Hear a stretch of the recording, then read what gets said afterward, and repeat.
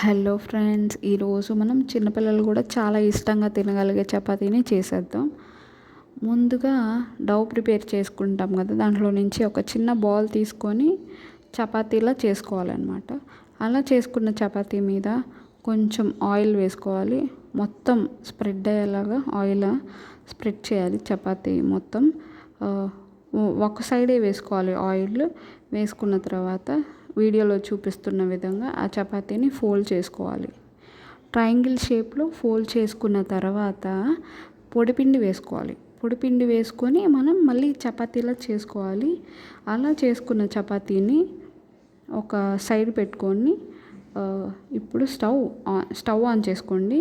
లో ఫ్లేమ్లో పెట్టుకోవాలి. లో ఫ్లేమ్లో పెట్టుకొని ప్యాన్ పెట్టుకుంటాం కదా, ఆ ప్యాన్ హీట్ అయిన తర్వాత మనం ముందుగా ప్రిపేర్ చేసుకున్న చపాతీని ఆ ప్యాన్ మీద వేస్తామన్నమాట. రెండు వైపులా బాగా కాల్చుకోవాలి. ఫస్ట్ అయితే లో ఫ్లేమ్లో ఉంది కదా, ఇప్పుడు మనం ప్యాన్ మీద వేయగానే చిన్న చిన్న బబుల్స్లో వస్తాయి. అలా వస్తుండగానే మనం ఫ్లిప్ చేయాలి. వేరే వైపుకి మనం తిప్పుకుంటాం చపాతీని. అలా తిప్పుకుంటే ఇప్పుడు ఇక్కడ కూడా బబుల్స్ రావడం స్టార్ట్ అవుతుంది, ఇటు సైడ్ కూడా. అప్పుడు మనం ఇంకో సైడ్కి తిప్పుకుంటాం. అట్లా చపాతీ అనేది పొంగుతుందన్నమాట. ఈ ప్రాసెస్లో మనం లైట్గా ఆయిల్ వేస్తాము. ఆయిల్ వేస్తే ఆ బబుల్స్ అనేది ఇంకొంచెం ఫ్రీగా వస్తాయి అన్నమాట. బబుల్స్ అనేది పొరలు అనేది ఈజీగా వచ్చేస్తాయి. సో ఆయిల్ వేస్తాము.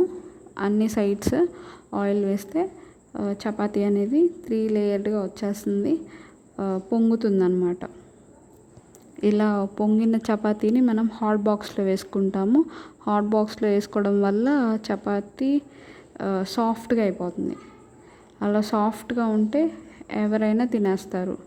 ఇప్పుడు చిన్నపిల్లలు, ముసలి వాళ్ళు అట్లా ఏం లేకుండా ఏజ్డ్ వాళ్ళు కూడా తినేయచ్చు అన్నమాట. సో మీరు ఇంట్లో ట్రై చేయండి. ఎలా వచ్చిందో కామెంట్ సెక్షన్లో కామెంట్ చేయడం మర్చిపోకండి. మీకు ఫుల్ వీడియో కావాలి అంటే నేను అప్లోడ్ చేస్తాను, కామెంట్ సెక్షన్లో అడగండి.